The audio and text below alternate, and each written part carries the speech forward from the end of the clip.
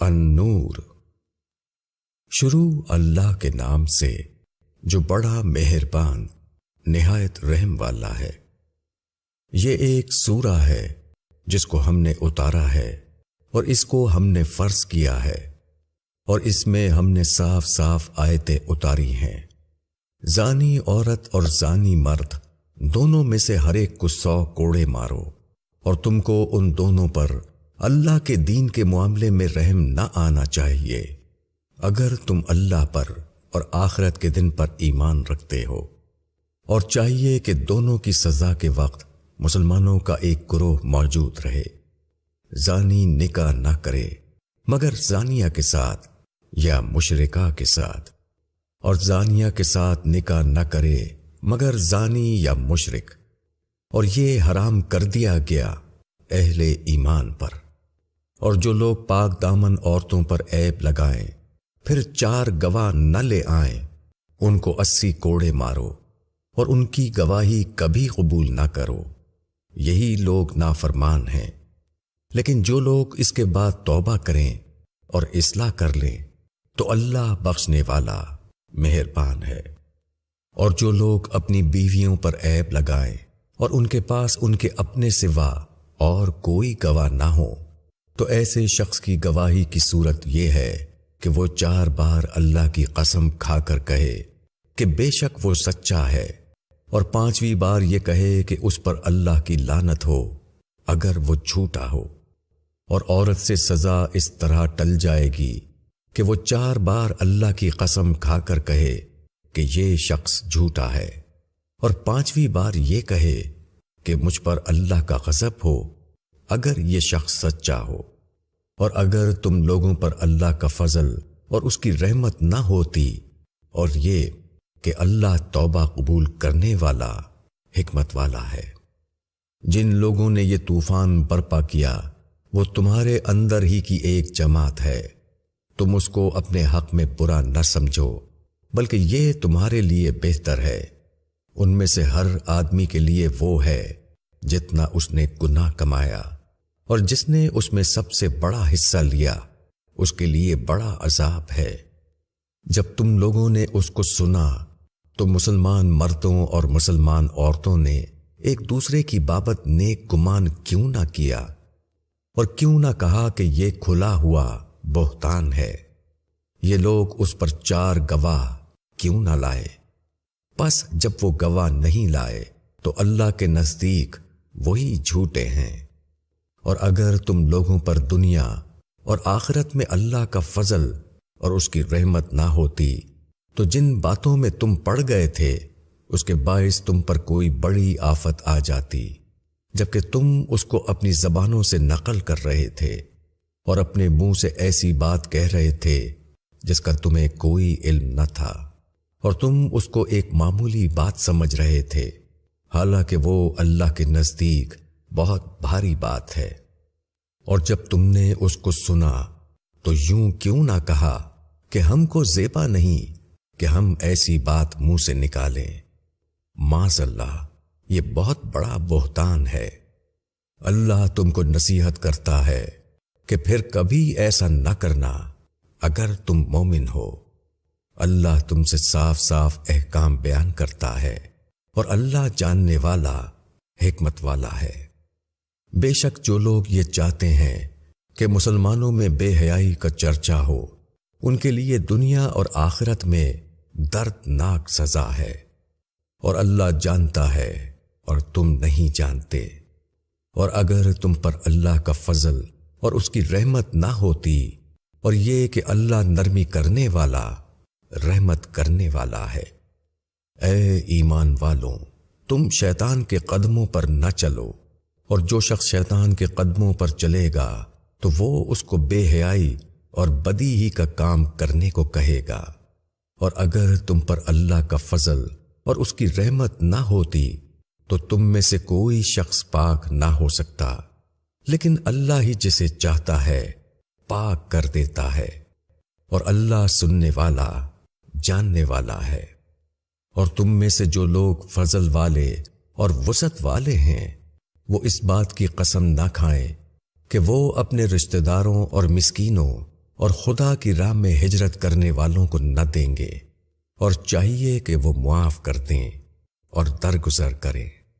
کیا تم نہیں چاہتے کہ اللہ تم کو معاف کرے؟ اور اللہ بخشنے والا مہربان ہے۔ بے شک جو لوگ پاک دامن بے خبر ایمان والی عورتوں پر تہمت لگاتے ہیں، ان پر دنیا اور آخرت میں لعنت کی گئی، اور ان کے لیے بڑا عذاب ہے۔ اس دن جب کہ ان کی زبانیں ان کے خلاف گواہی دیں گی، اور ان کے ہاتھ اور ان کے پاؤں بھی ان کاموں کی جو کہ یہ لوگ کرتے تھے۔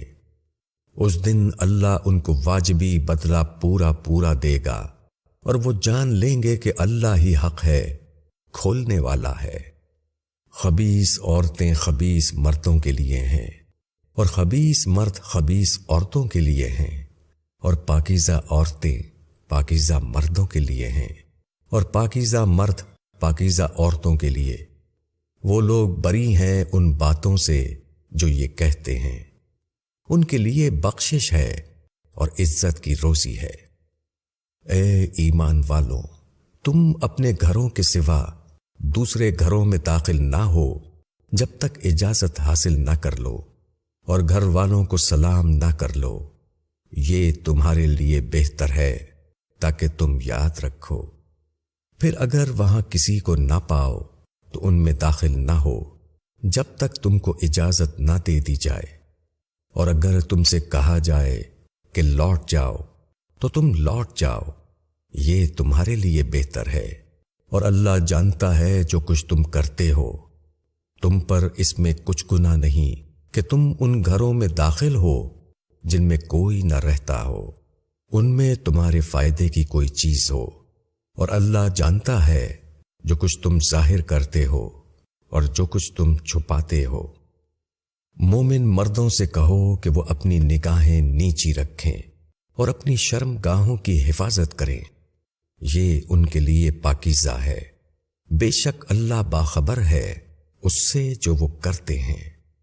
اور مومن عورتوں سے کہو کہ وہ اپنی نگاہیں نیچی رکھیں اور اپنی شرم گاہوں کی حفاظت کریں، اور اپنی زینت کو ظاہر نہ کریں مگر جو اس میں سے ظاہر ہو جائے، اور اپنے دوپٹے اپنے سینوں پر ڈالے رہیں، اور اپنی زینت کو ظاہر نہ کریں مگر اپنے شوہروں پر یا اپنے باپ پر یا اپنے شوہروں کے باپ پر یا اپنے بیٹوں یا اپنے شوہروں کے بیٹوں پر یا اپنے بھائیوں پر یا اپنے بھائیوں کے بیٹوں پر یا اپنی بہنوں کے بیٹوں پر یا اپنی عورتوں پر یا اپنے مملوک پر یا زیر دست مردوں پر جو کچھ غرض نہیں رکھتے، یا ایسے لڑکوں پر جو عورتوں کے پردے کی باتوں سے ابھی ناواقف ہوں۔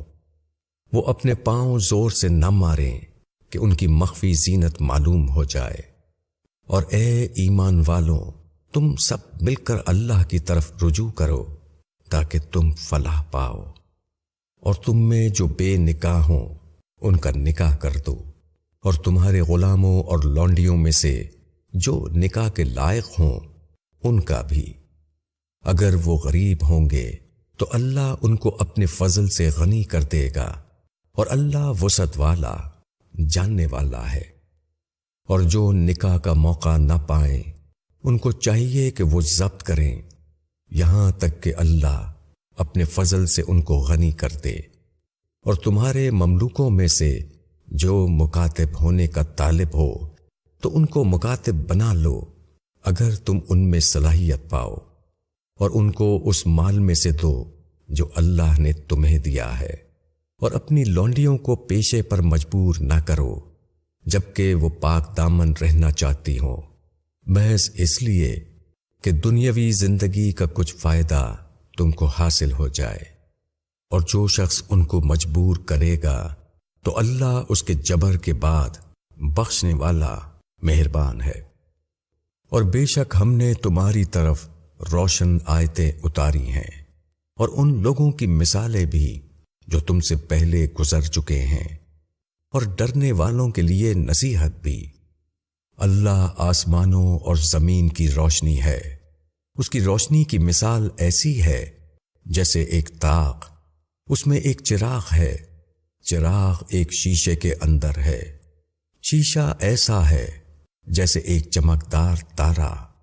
وہ زیتون کے ایک ایسے مبارک درخت کے تیل سے روشن کیا جاتا ہے جو نہ شرقی ہے اور نہ غربی۔ اس کا تیل ایسا ہے گویا آگ کے چھوئے بغیر ہی وہ خود بخود جل اٹھے گا، روشنی کے اوپر روشنی۔ اللہ اپنی روشنی کی راہ دکھاتا ہے جس کو چاہتا ہے، اور اللہ لوگوں کے لیے مثالیں بیان کرتا ہے، اور اللہ ہر چیز کو جاننے والا ہے۔ ایسے گھروں میں جن کی نسبت اللہ نے حکم دیا ہے کہ وہ بلند کیے جائیں اور ان میں اس کا نام کا ذکر کیا جائے، ان میں صبح و شام اللہ کی یاد کرتے ہیں، وہ لوگ جن کو تجارت اور خرید و فروخت اللہ کی یاد سے غافل نہیں کرتی، اور نہ نماز کی اقامت سے اور زکوٰۃ کی ادائیگی سے۔ وہ اس دن سے ڈرتے ہیں جس میں دل اور آنکھیں الٹ جائیں گی کہ اللہ انہیں ان کے عمل کا بہترین بدلہ دے اور ان کو مزید اپنے فضل سے نوازے، اور اللہ جس کو چاہتا ہے بے حساب دیتا ہے۔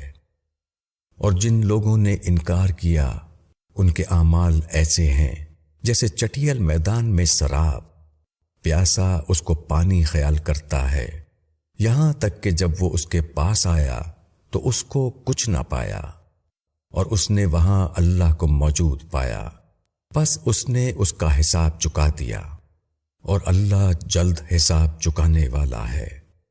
یا جیسے ایک گہرے سمندر میں اندھیرا ہو، موج کے اوپر موج اٹھ رہی ہو، اوپر سے بادل چھائے ہوئے ہوں، اوپر تلے بہت سے اندھیرے، اگر کوئی اپنا ہاتھ نکالے تو اس کو بھی نہ دیکھ پائے، اور جس کو اللہ روشنی نہ دے تو اس کے لیے کوئی روشنی نہیں۔ کیا تم نے نہیں دیکھا کہ اللہ کی پاکی بیان کرتے ہیں جو آسمانوں اور زمین میں ہے، اور جو چڑیا بھی پر کو پھیلائے ہوئے؟ ہر ایک اپنی نماز کو اور اپنی تسبیح کو جانتا ہے، اور اللہ کو معلوم ہے جو کچھ وہ کرتے ہیں، اور اللہ ہی کی حکومت ہے آسمانوں اور زمین میں، اور اللہ ہی کی طرف ہے سب کی واپسی۔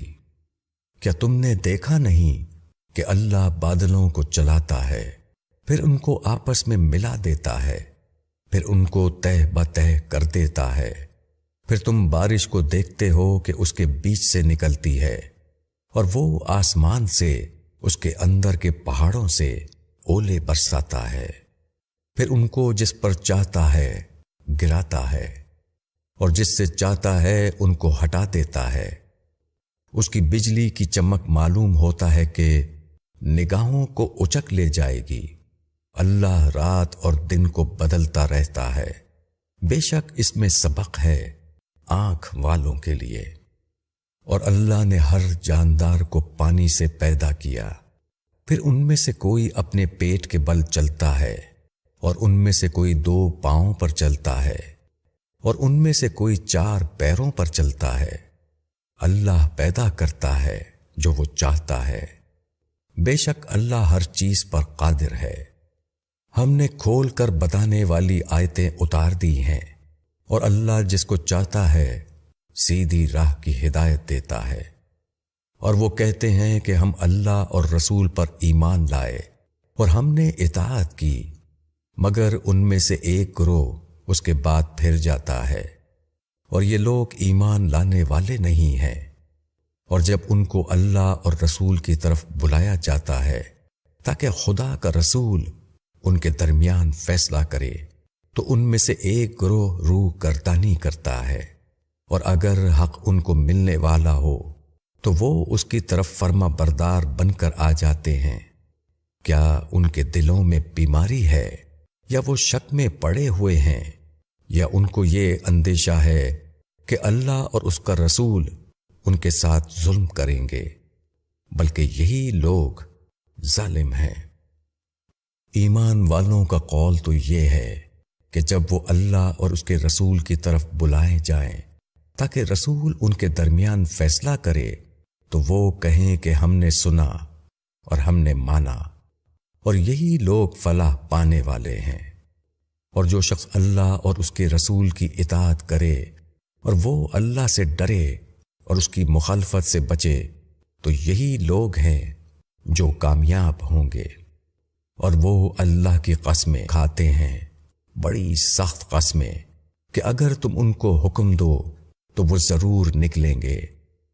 کہو کہ قسمیں نہ کھاؤ، دستور کے مطابق اطاعت چاہیے، بے شک اللہ کو معلوم ہے جو تم کرتے ہو۔ کہو کہ اللہ کی اطاعت کرو اور رسول کی اطاعت کرو، پھر اگر تم روگردانی کرو گے تو رسول پر وہ بوجھ ہے جو اس پر ڈالا گیا ہے، اور تم پر وہ بوجھ ہے جو تم پر ڈالا گیا ہے، اور اگر تم اس کی اطاعت کرو گے تو ہدایت پاؤ گے، اور رسول کے ذمے صرف صاف صاف پہنچا دینا ہے۔ اللہ نے وعدہ فرمایا ہے تم میں سے ان لوگوں کے ساتھ جو ایمان لائیں اور نیک عمل کریں کہ وہ ان کو زمین میں اقتدار دے گا، جیسا کہ ان سے پہلے لوگوں کو اقتدار دیا تھا، اور ان کے لیے ان کے دین کو جما دے گا جس کو ان کے لیے پسند کیا ہے، اور ان کی خوف کی حالت کے بعد اس کو امن سے بدل دے گا۔ وہ صرف میری عبادت کریں گے اور کسی چیز کو میرا شریک نہ بنائیں گے، اور جو اس کے بعد انکار کرے تو ایسے ہی لوگ نافرمان ہیں۔ اور نماز قائم کرو اور زکوٰۃ ادا کرو اور رسول کی اطاعت کرو تاکہ تم پر رحم کیا جائے۔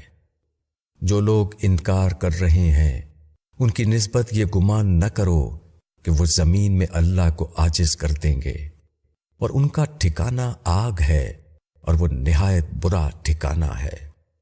اے ایمان والوں، تمہارے مملوکوں کو اور تم میں جو بلوغ کو نہیں پہنچے ان کو 3 وقتوں میں اجازت لینا چاہیے، فجر کی نماز سے پہلے اور دوپہر کو جب تم اپنے کپڑے اتارتے ہو، اور عشاء کی نماز کے بعد۔